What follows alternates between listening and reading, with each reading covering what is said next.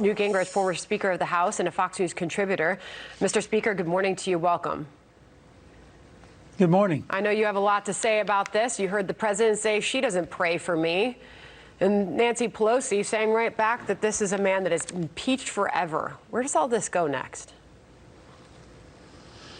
Well, let me just start by saying that as a Speaker of the House, I introduced President Bill Clinton 4 times.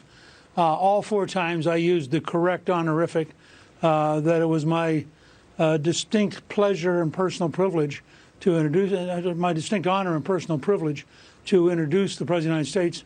From the very moment that she cut all that out and just said the President of the United States, it was almost like a declaration of war, which has been going on now for at least 6 months. So, first of all, on my newsletter today, I'm sympathetic with the president in believing that she probably doesn't pray for him. Or if she does pray for him, it's not for anything good to happen to him. I think this, my advice to the president would be really simple.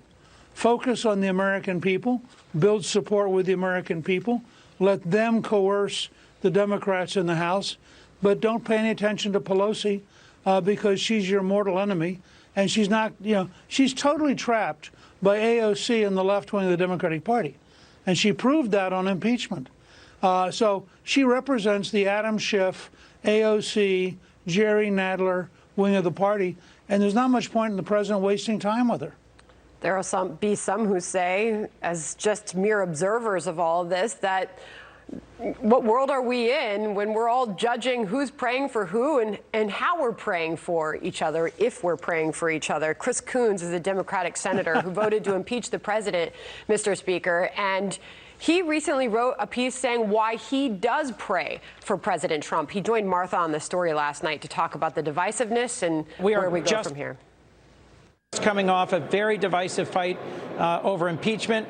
I voted to remove the president, and I could understand how he would feel insulted by that vote. I feel strongly about my having come to the right conclusion. But that still doesn't prevent me from earnestly praying for our country, for my fellow senators, and for our leaders, and in particular our president. With a country still so divided and now the acquittal of the president, Speaker, what does happen next? Well, look, I think as a historian, the reason the country is so divided is because the country is so divided. I mean, when Buttigieg says there is no space in the Democratic Party for a pro-life Democrat, that's a pretty divisive statement. When the Democrats, every single Democratic presidential candidate raised their hand, said they were in favor of tax-paid health care for illegal immigrants, which about 15% of the country agrees with and about 75% disagrees with, that's a divisive statement. When you're about to nominate potentially the first openly socialist candidate in history, I mean, just look at where we are. And the problem is everybody wants to paper it over.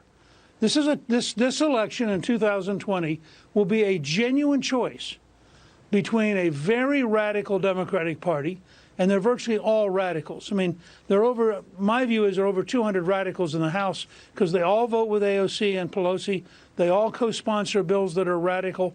And that's going to be a real fight. I mean, this is not some game. It's not a dysfunctional personality problem.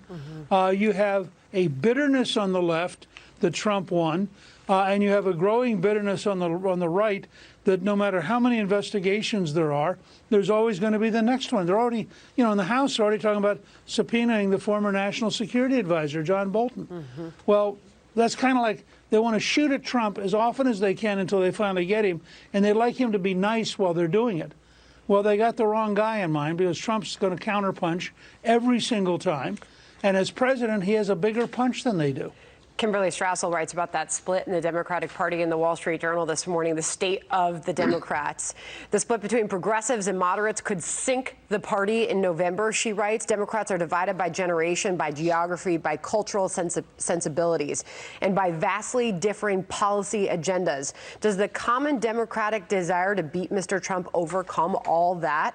Maybe. Based on the state of the Democratic Party right now, it's far from a sure bet. Final thoughts on that, Mr. Speaker. I'm looking forward to the Democratic convention in Milwaukee. I don't see how they're going to write a platform. I want to see who they're going to allow to speak and what they're going to say to the American people. And I think you could end up with Sanders versus Bloomberg as the finalist. So you'd have a socialist who wants to get rid of billionaires and a billionaire capitalist as the finalist. You could hardly describe a split in their party more widely than that. Fascinating analysis and perspective from you, former Speaker of the House, Newt Gingrich. Thank you. Thank you. Great to see the speaker this morning.